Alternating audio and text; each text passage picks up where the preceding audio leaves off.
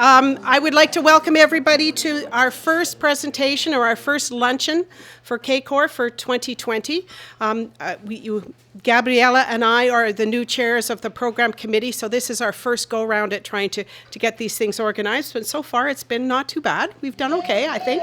Anyway, I would just like to welcome you to this workshop that's being done by the Values Committee, and as you can see from the title, they are going to be doing a series of presentations before lunch. We'll have lunch and then a discussion period afterwards, and the discussion is going to be about the pathways to critical reasoning and workshop on mobilizing values to advance flourishing pathways. So that's what today's day is going to be. As I said, welcome. But first, before we get underway, we have one guest with us today. And Gabriela, if you could please introduce our guest. Thank you, Madeline. With that, I would like to introduce our panel group for the discussion today. Everybody all of them are KCOR members. So there's Gabriela and Paul, John, Verdon, so long as John, and Lalith. You're going to take over and go from there. Okay. Take care. All right. Can you just go past this one? Okay, thank you. Yeah, okay. So I'm just going to stay to my script, otherwise I go. So welcome to 2020. And thank you for your participation today. I'm sure each one of us recalls at least some of the multitude of forecasts made for this year, including the CORE, Club of Rome's forecast for 2020. I don't know if you've seen it, but I'm sure a lot of you did. We also read some of the many books and articles written about this year, and we rejoiced or despaired with some of the ideas and hopes that sprung out of that 2020 number as if it was magic. So here we are in the future, faced with great crisis, more acute than we even dreamt of. Not just the degradation of the natural environment and the threat of losing the very ecosystem that nurtures us, but facing the loss of trust and confusion about the truth. Are we heading for collapse? But isn't everything that exists today the result of past collapses and a passage to a new condition that perhaps is better than the old? Can we reinvent the fire to make it more sustainable? How do we respond to this reality? And how do we accept or reject scientific evidence and social changes that are presented to us? And more importantly, how do we make a choice on what path to take in our personal and community life? Can we travel the path until we have become the path, as Buddha said? I make it into a question, he made it a statement, that you have to become the path to travel it. So today, our Values Committee proposed that we explore a few dimensions of human values within this context and try to engage in a dialogue in the second part of our event. So with that, I'm going to start with John. John Verdon is going to give us an introduction to our presentation. Thanks. So I only have 10 minutes, which if anybody knows me, that's going to be a terrible challenge. If you can change the slide. So this is partly inspired by one book amongst many, or two books amongst many, by Timothy Morton, who's sort of a philosopher. He wrote Hyperobjects. His book is called Dark Ecology, and then another small book called Being Ecological. And in Dark Ecology, he talks about that as we become ecological, there's an experience of sort of depression. Because necessarily, to become entangled in our environment, to become one with our environment, we are already realizing that there are more non-human cells than human cells in me. And that without my ecology, my microbiotic ecology, I wouldn't be healthy. That we're not born individual, we're born social. We're the only species with a blush reflex. And why is that? Because we control bullies and free riders through shame, guilt, banishment. And if that doesn't work, we approach the family and say, you got to kill a member of your family. Otherwise, it's a blood feud, right? We are inherently and deeply social. Go back. Yeah. So I'm going to talk about two narratives. One is about the narrative of the self, and the other one is the narrative around sort of how the self values its values and is accountable to its values and is accountable to others. Okay, next slide.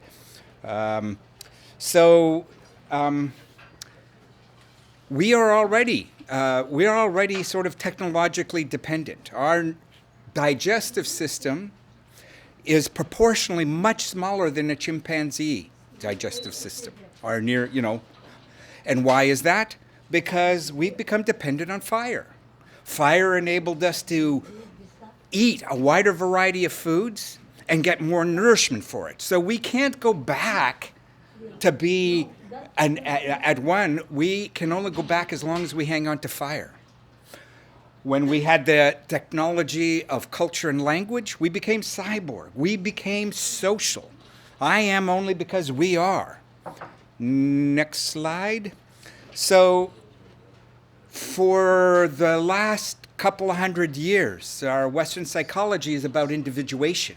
But we're now, if we're going to be ecological, we have to evolve individuation to entanglement.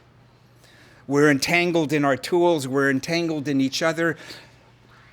Climate change is not a technological, political as much as it's a crisis of consciousness, right? We are one species in one environment.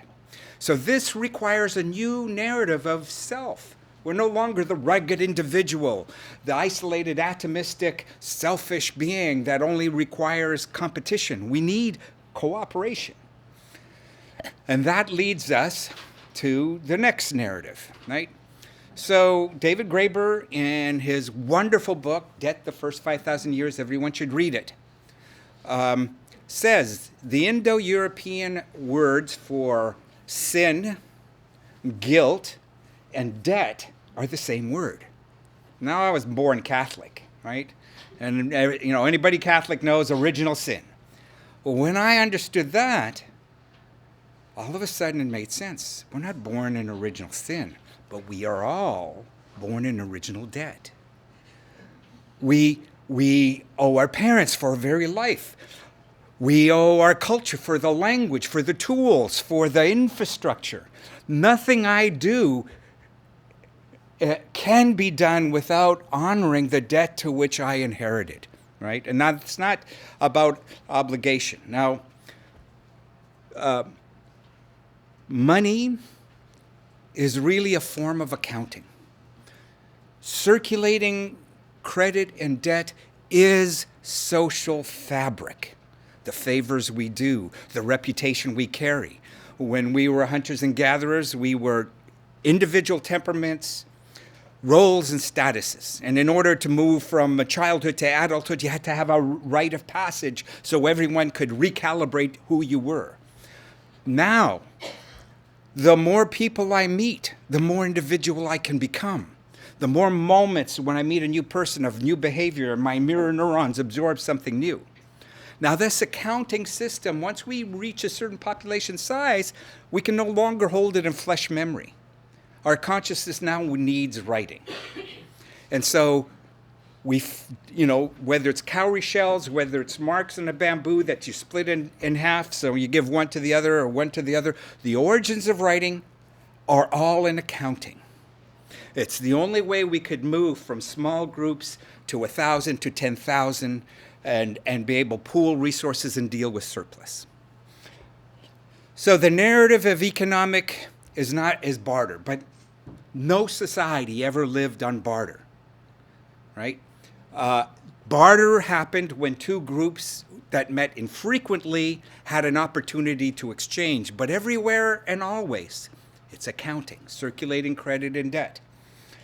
Now, we're faced where we need new infrastructure, we need a Green New Deal, we need, massive new ways. So I want to, you can change to the next slide, I want to alert everybody. Yes. Now, if you get the slides, go and visit this. This is really important. Modern monetary theory. In 1980, Reagan said, oh, the state is like a family. We all understand that. You understand that you, as a family, can't spend more than you earn. And so because that was such a simple narrative and we could accept it, we started thinking the state was a family and that it taxes money in order to spend. But everybody has played Monopoly. What happens to begin the game of Monopoly? The government and the bank has to spend into the economy, right? If it doesn't spend into the economy, there's no game, there's no currency, there's no circulation. Now, when the government spends $10 into the economy and only taxes $4 back, oh my God, deficit of $6. Well, that's the government in red, but everybody else is in surplus. They've got $6. There's no barrier to the government spending into the economy to build infrastructure, to give us a basic income, to give us education that we need, right? Now, as the population grows, as the economy becomes more complex, of course the government has to be continually spending more into the economy than it taxes back. Otherwise, there's no currency. And when there's been surpluses for the government, the economy has crashed because there's a lack of money. So this myth that the government has to tax in order to spend is completely the reverse. The government has to spend so it can tax some of it back. And the reason it taxes back is not so it has money to spend, but to keep the field balanced. Government debt. What is government debt? In order to create money, and it doesn't have to do this. It sells a bond, right? Now, the bank buys the bond, and what is that? Oh, that's a savings. So a government with $1 trillion of debt means somebody's got $1 trillion of savings, right? This is really important. It's such a simple story, and we've been hoodwinked. Now, a provincial government, well, yeah, they're like a family. A city is like a family because they don't have a monopoly on creating money. Now, printing money doesn't create inflation. Inflation arises when there's not enough supply to demand, right? This is so vital if we're going to become a collective, if we're going to be ecological, if we're going to be citizens, right? Because again, there's a book there, Leadership First Sustainability, but we don't measure the quality of a nation by our leaders. We measure the quality of a nation by our citizens, right? We're social. And creating conditions of a good citizenry, right? We're really good. We've got at least 150 years of learning to educate smart individuals.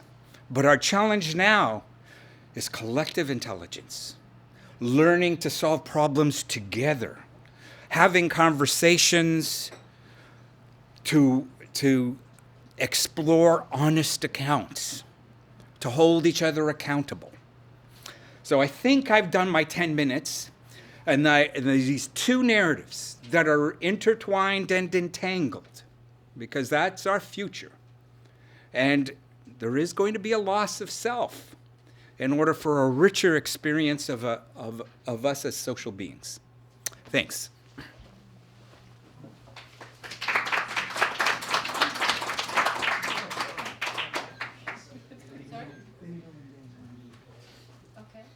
So I got the timing.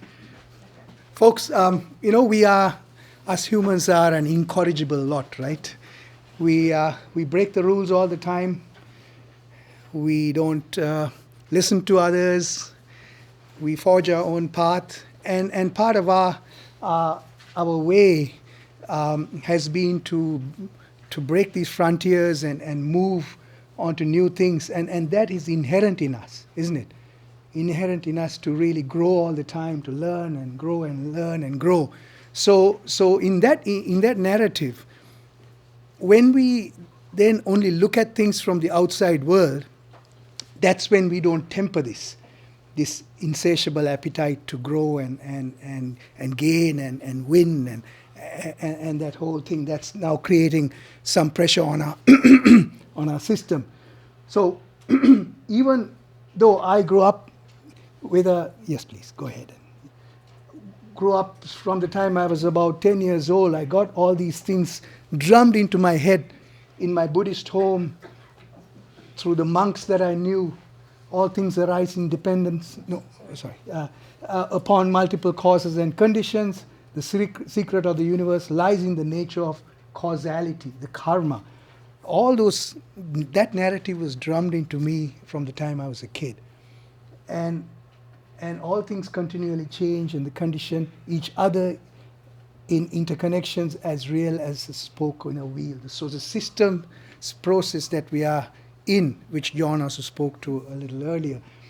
So even with that kind of a narrative taught to me from the time I was a kid, I was still pushing the boundaries, breaking all the rules, until I started really on a practice that where I had to start going within me. And I started that practice in mindfulness meditation and exercise from the time I was about 13. And it has helped me to temper some of those extreme kind of needs or wants in breaking those rules somewhat.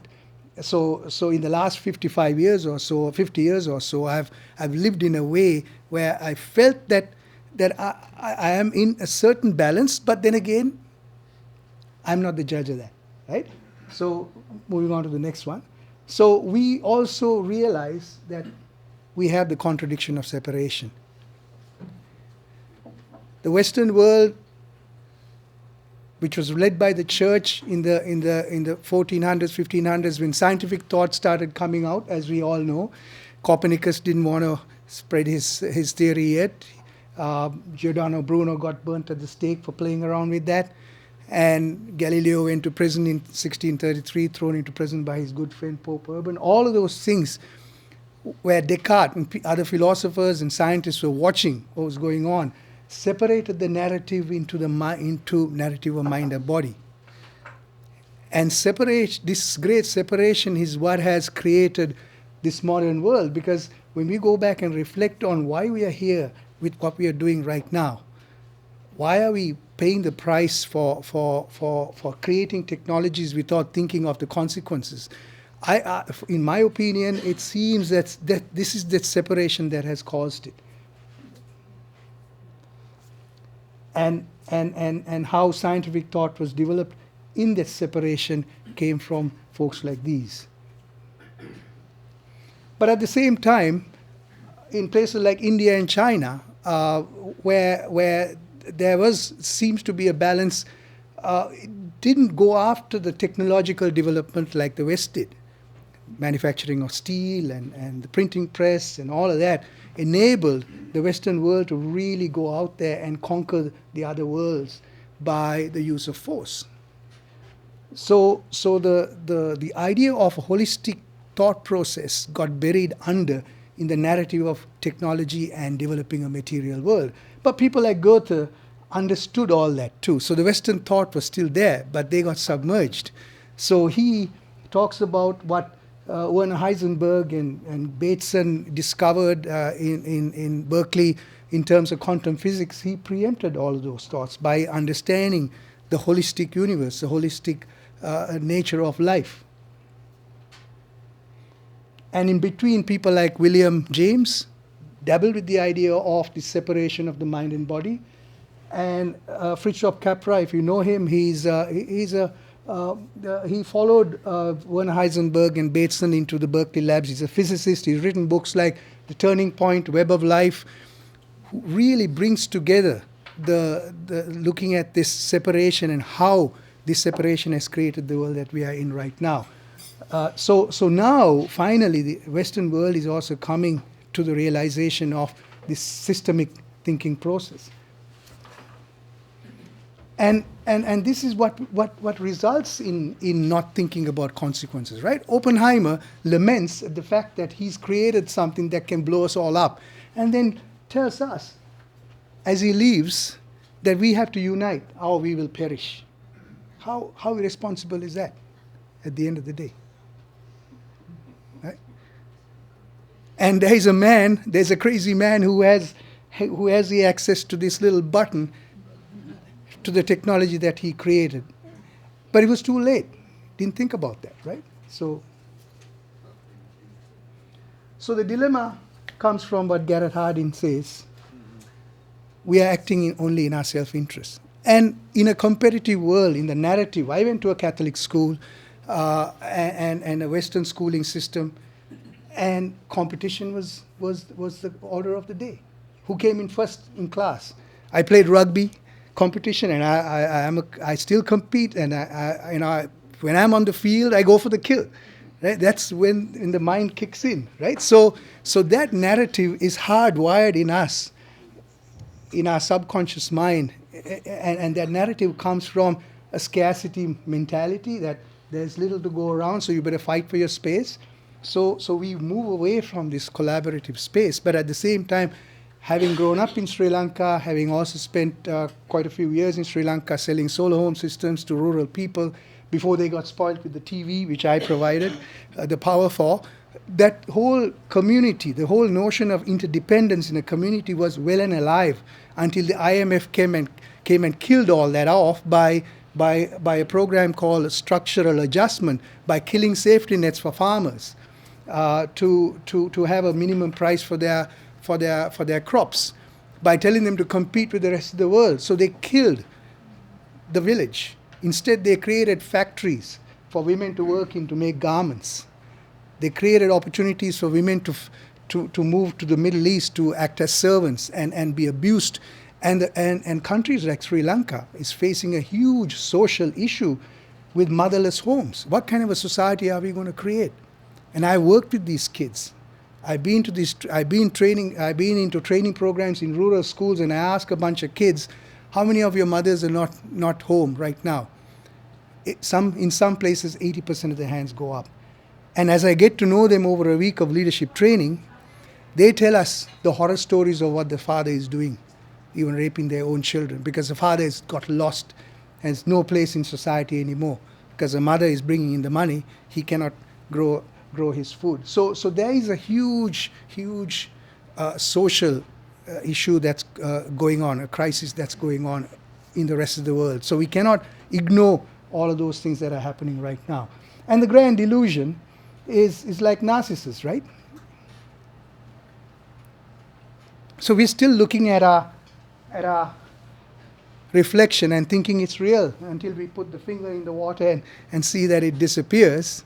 And that's what's happening right now, right? So for me, my inquiry has been, I cannot point fingers at anybody else until I heal myself, until I learn to behave myself. And it's taken 60 years, and I hope I will learn soon enough. So that healing really has come from bringing the mind and the body together by collecting the mind and the body through the breath, through prana, through qi or chi in Chinese philosophy. Because our minds are out there seeking solutions, fighting battles, telling people what to do. Instead, if we come internally here and we align our mind and body, we will learn a thing or two about how nature operates, what nature is like. And the fact of the in-breath, which is life, the out-breath, which is death, alone gives us the ability to really understand the nature of life, the ebb and flow of life, the life and death that we are physically eventually going to face too. So the more I meditate, the more wisdom I gain from that, more I stop and become reflective rather than stay in my autopilot mode, the more I am able to really understand the nature of life in terms of my interconnectedness with nature. When I sit under a tree and reflect on where this air is coming from, I have to reflect on the fact that it's coming from the tree above me. So when I hug a tree, I run into the forest nearby. When I hug a tree in the spring, I remember a couple of summers ago, a couple of kids were riding up on their bike with their moms and all that. Mom, look at that crazy guy, he's hugging a tree. So hugging a tree makes you mad, makes you crazy. Right? So that's the narrative that has been fed. So we get laughed at for hugging a tree. So since I moved back to Canada in 2011, I've spent a lot of time with First Nations Aboriginal people. When I grew up in Toronto, the Aboriginal people were drunk Indians in Sherbourne and Queen. And that whole narrative changed once I started engaging with people who were people like Mari Wilson, people like Stephen Cackfee from Northwest Territories. And I've learned a lot, especially there's a place called Iskatu Lodge at Health Canada. There's a lodge in the basement of the building where there are elders who give talks on a daily basis. People can come, it's operational. We go smoke ceremonies, healing ceremonies that goes on a daily basis. So I've been spending time there and realizing that we have all of that within us in Canada already. And as John Ralston Saul says, we have, as Canadians, have assimilated into the culture of inviting, and that's how I felt invited to Canada as a new immigrant. You know, that nature of invite me to the circle was there. And part of that is this holistic thinking there, in terms of emotional aspect, which gives energy, trust and innocence, spiritual aspect, the mental aspect, and the physical aspect, which has to come together as we move forward. Is my time ended? Okay, thank you very much.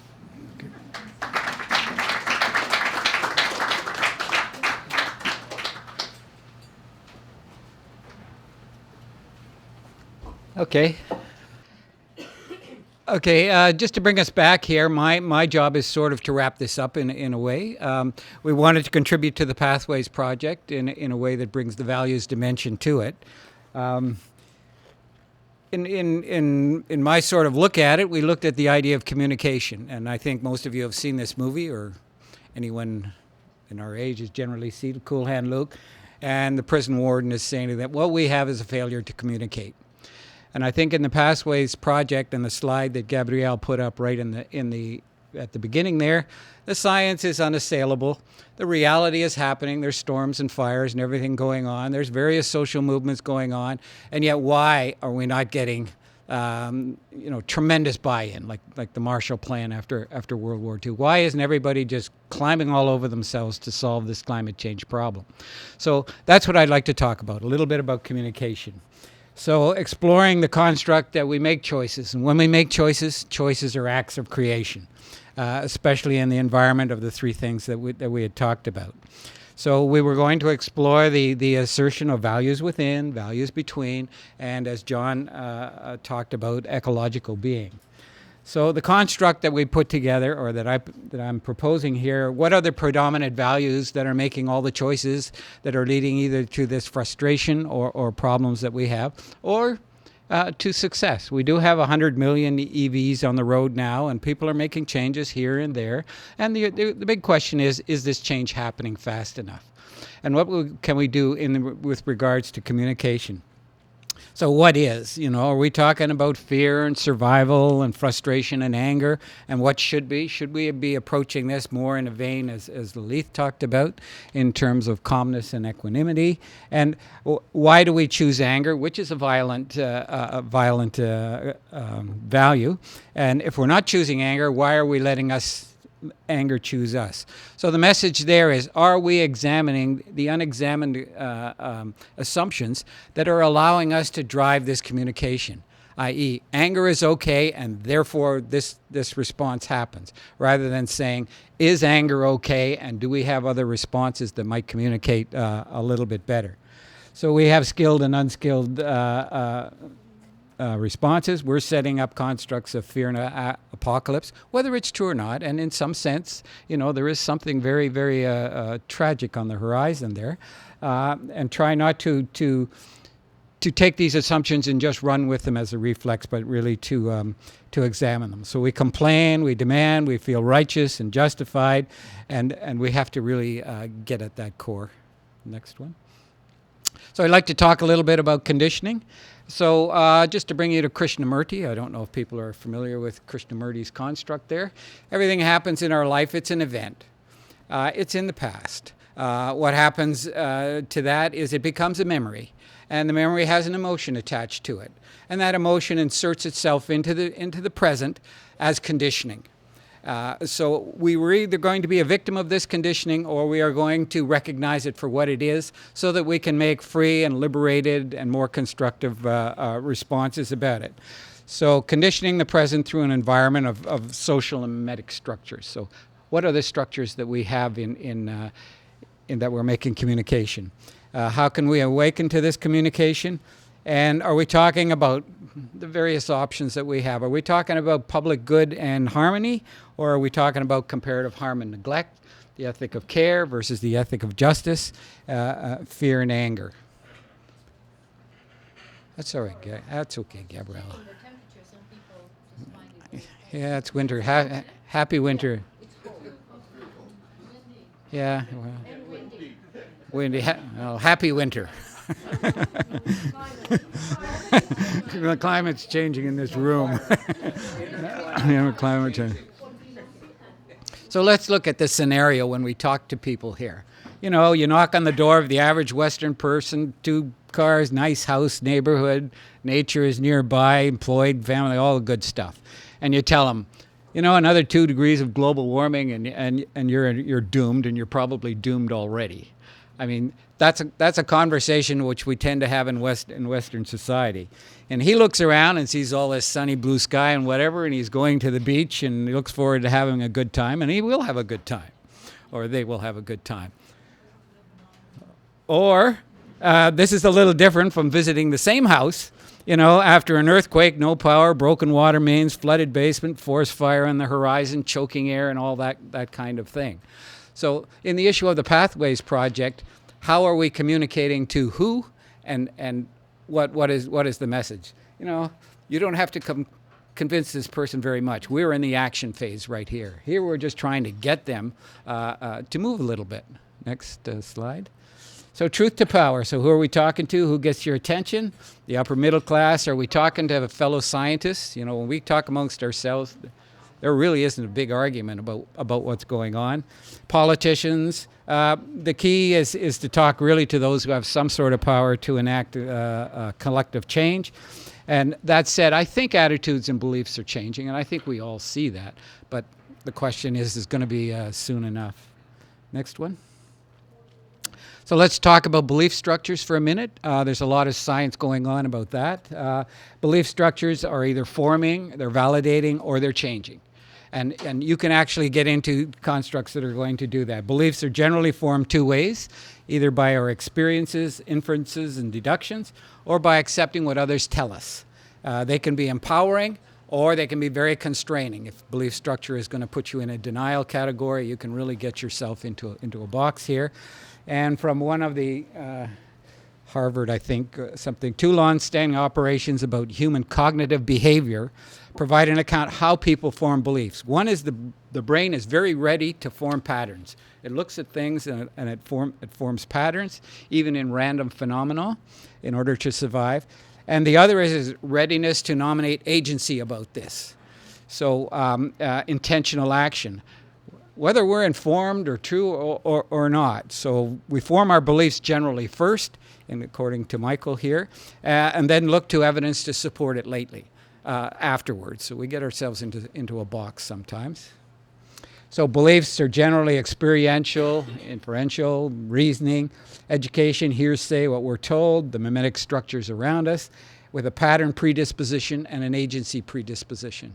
So maybe to think about that when we're trying to say, I'm going to communicate to such and such a group, and they are somebody.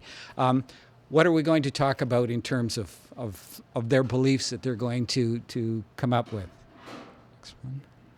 So in response to all of this, we exist as possibilities.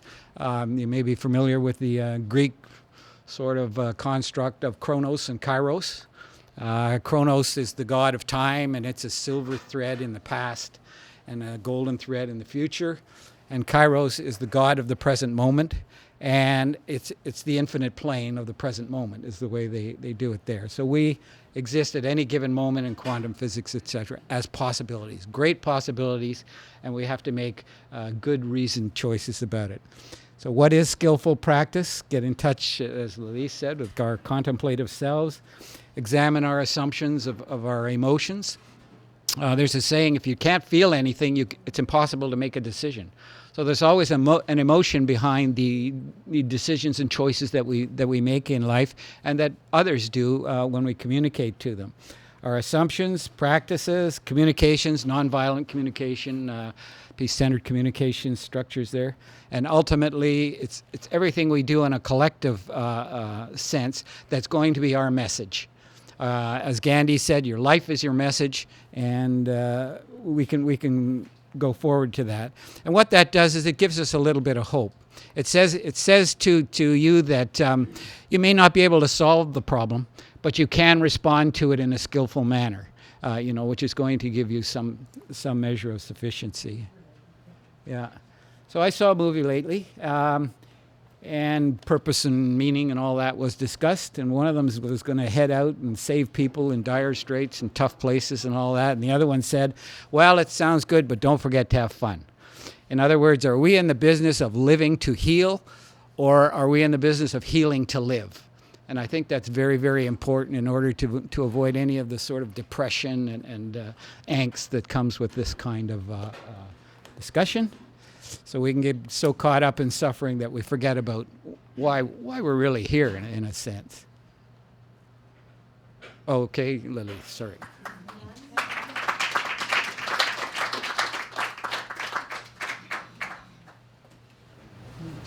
So folks, we're going to now turn the tables over to you because we want to give you a chance to have a discussion, an enlightened discussion. And how we want to run it is, it's called the World Cafe. How many of you have done a World Cafe? So World Cafe is essentially, we just put some...